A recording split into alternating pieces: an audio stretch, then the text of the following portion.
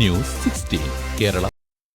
ഇന്ത്യക്കെതിരെ US president Donald Trump tariff യുദ്ധം ശക്തമാക്കിയതിന് പിന്നാലെ നിലപാട് വ്യക്തമാക്കി പ്രധാനമന്ത്രി നരേന്ദ്രമോദി.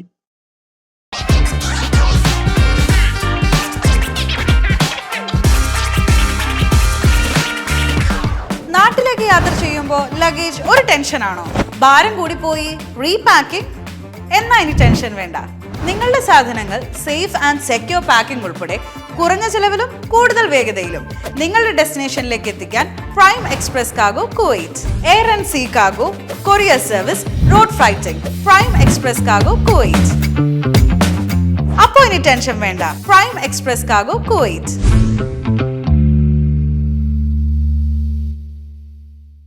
ഇന്ത്യക്കെതിരെ US president Donald Trump tariff യുദ്ധം ശക്തമാക്കിയതിന് പിന്നാലെ നിലപാട് വ്യക്തമാക്കി പ്രധാനമന്ത്രി നരേന്ദ്രമോദി. രാജ്യത്തെ കർഷകരുടെയും മത്സ്യത്തൊഴിലാളികളുടെയും താൽപര്യങ്ങൾ ഒരു കാരണവശാലും വിട്ടുവീഴ്ച ചെയ്യില്ലെന്ന് പ്രധാനമന്ത്രി വ്യക്തമാക്കി. ഇതിന് വ്യക്തിപരമായ വലിയ വില നൽകേണ്ടി വരുമെങ്കിലും അതിന് തയ്യാറാണെന്ന് പ്രധാനമന്ത്രി പറഞ്ഞു. ദില്ലിയിൽ നടന്ന MS സ്വാമിനാഥൻ ശതാബ്ദി അന്താരാഷ്ട്ര സമ്മേളനത്തിൽ സംസാരിക്കുകയായിരുന്നു പ്രധാനമന്ത്രി. കർഷകരുടെ താൽപര്യമാണ് ഞങ്ങളുടെ പ്രധാന മുൻഗണന. ഇന്ത്യ ഒരിക്കലും കർഷകരുടെയും ക്ഷീര കർഷകരുടെയും മത്സ്യത്തൊഴിലാളികളുടെയും താൽപര്യങ്ങളിൽ വിട്ടുവീഴ്ച ചെയ്യില്ല. ഇതിന് വ്യക്തിപരമായി ഞാൻ വലിയ വില നൽകേണ്ടി വരുമെന്ന് എനിക്കറിയാം.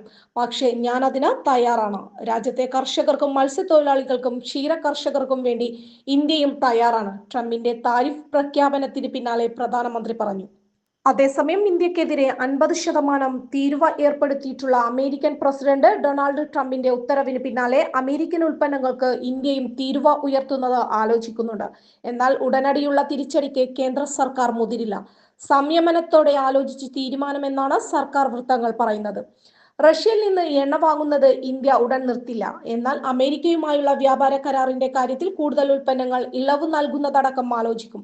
ആദ്യം 25% തീരുവ ഇന്ത്യക്ക് പ്രഖ്യാപിച്ചപ്പോൾ ട്രംപിനെ വിളിച്ച് സംസാരിക്കാൻ നരേന്ദ്രമോദി തയ്യാറായിരുന്നില്ല. പുതിയ സാഹചര്യം പ്രധാനമന്ത്രി മുതിർന്ന മന്ത്രിയുമായി ഇന്ന് വിലയിരുത്തും. ഇതിനുശേഷമാകും ഇന്ത്യയുടെ തുടർ നടപടികൾ വ്യക്തമാക്കുക. News 16 news desk. പക്ഷമില്ല, വിവേചനമില്ല. നേരിനൊപ്പം, നാടിനൊപ്പം, നാട്ടുകാർക്കൊപ്പം. News 16 Kerala channel.